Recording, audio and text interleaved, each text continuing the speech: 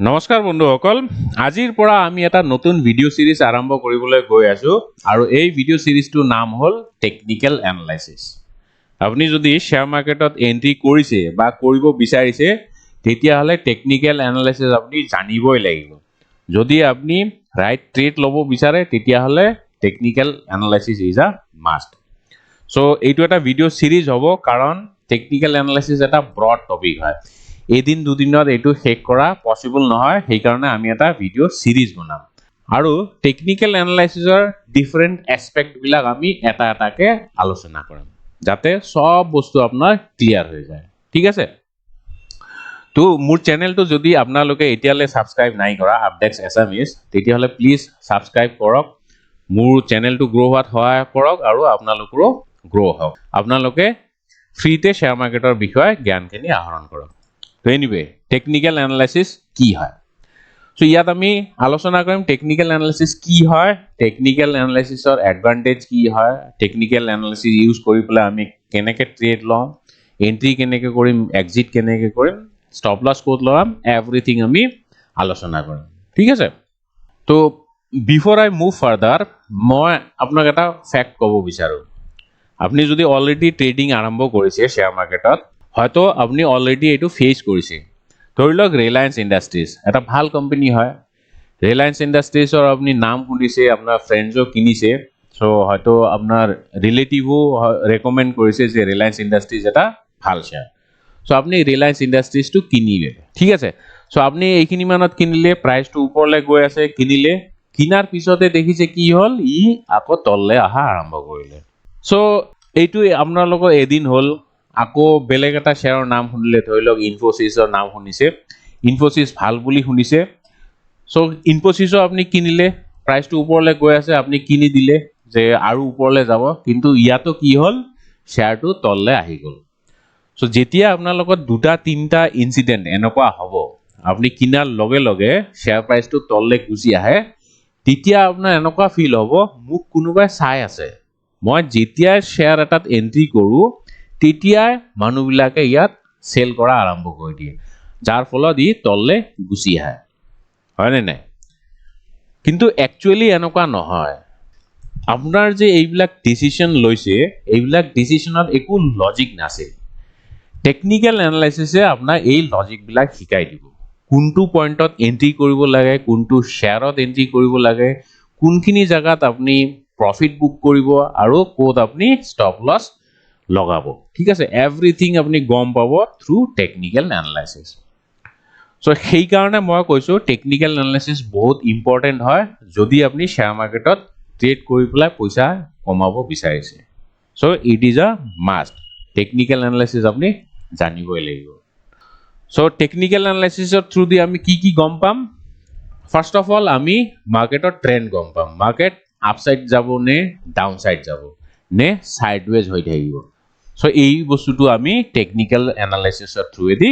গম পাই যাম আৰু কি গম পাম কোনটো পইণ্টত এন্ট্ৰি কৰিব লাগিব মাৰ্কেট সদায় এনেকুৱা জিগজেগ ওয়েত মুভ কৰি থাকে তলত গলে এনেকে জিগজেগ ফ্যাশনত উপৰত গলে এনেকুৱা জিগজেগ ফ্যাশনত মুভ কৰে আৰু যদি তললে যায় তেতিয়াও এনেকে মুভ কৰে একদম স্ট্ৰেইট লাইনত এনেকে কেতিয়াও মুভ নকৰে সো আপুনি যদি দেখিছে মাৰ্কেট আপ ট্ৰেন্ডত আছে মাৰ্কেটটো ওপৰলৈ গৈ আছে তো আপুনি নিশ্চয় তাত বাই কৰিব কিন্তু কোনটো পইণ্টত বাই কৰিব এইটো পইণ্টত বাই কৰিব নে এইটো পইণ্টত বাই কৰিব নে ইয়াত বাই কৰিব সো সেইটো বস্তু আপুনি জানিবলৈ হলে টেকনিক্যাল এনালাইসিস জানিব লাগিব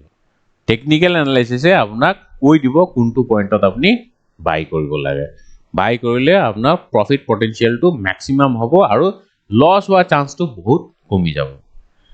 সো আপুনি কিনি ললে ধৰি লওক এইখিনি জায়গাতে কিনিলে কিনি পেলাই এতিয়া কোনটো পইণ্টত প্ৰফিট বুক কৰিব ইয়াতে প্ৰফিট বুক কৰিব নে ইয়াতে কৰিব নে ইয়াতে কৰিব সো সেই বস্তুটো আপুনি টেকনিক্যাল এনালাইসিসৰ থ্ৰুদি গম পাই যাব আৰু বাই চান্স ধৰি লওক মাৰ্কেটটো কেতিয়াবা ৰিভাৰ্সেল দেখালে মানে আপ ট্রেন্ডত আছিল কিন্তু হঠাতে ই তললে আহি গল সো কোনটো পইণ্টত আপুনি স্টপ লস লগাব স্টপ লস লগোৱাৰ মিনিং এইটোৱে হল যাতে আপোনাৰ লসটো মিনিমাম হয় ঠিক আছে মাৰ্কেটত কেতিয়াও আপুনি 100% একুৰেটলি প্ৰেডিক্ট কৰিব নোৱাৰিব সো কেতিয়াবা আপোনাৰ প্ৰেডিকশন ভুল হ'ব টেকনিক্যাল অ্যানালাইসিসে কৰক বা অপশন চেইন অ্যানালাইসিসে কৰক আপোনাৰ প্ৰেডিকশন কেতিয়াবা ভুল হ'ব পাৰে কিন্তু ভুলৰ কাৰণে যাতে আপোনাৰ একাউণ্টটো পুৰা খালি হৈ নাযায় এমটি হৈ নাযায়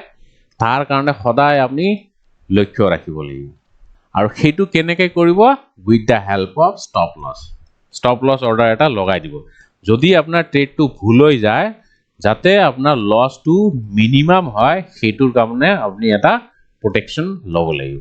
আৰু হেতু protection through stop lossৰ জৰিয়তে লগাব পাৰে ঠিক আছে সো এইবিলাকে হল টেকনিক্যাল অ্যানালাইসিসৰ এডভান্টেজ ক'ব পাৰে বা অবজেক্টিভ ক'ব পাৰে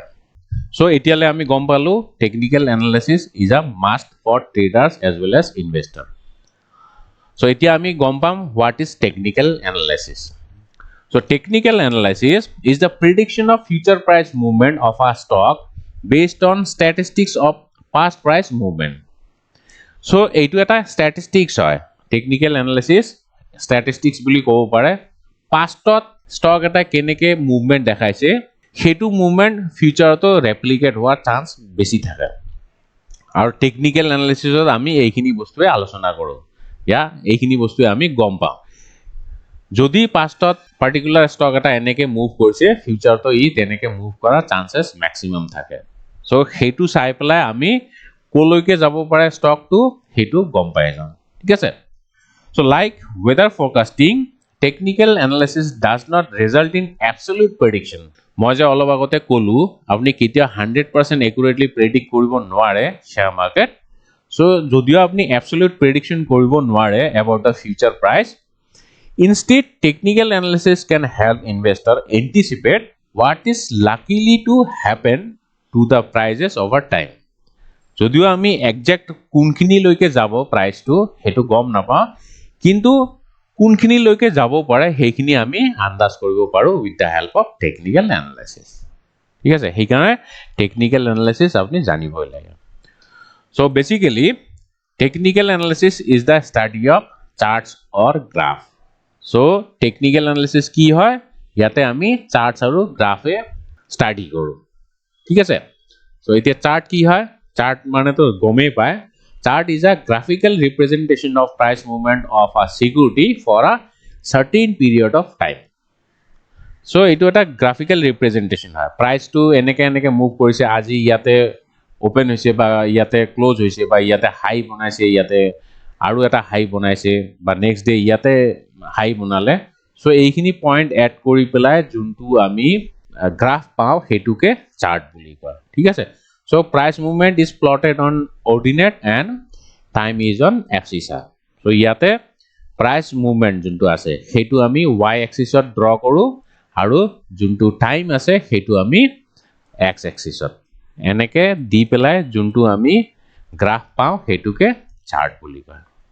আৰু চাৰ্ট বহুত ধৰণৰ আছে যেনেকে মই এটা এক্সাম্পল লৈছো ইয়াতে এটো নিফটি চাৰ্ট হয় আৰু ডেইলি চাৰ্ট ইয়াতে চাওক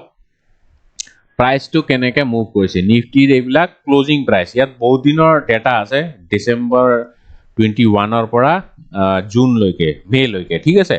প্ৰায় 1.5 বছৰ মানৰ ডেটা আছে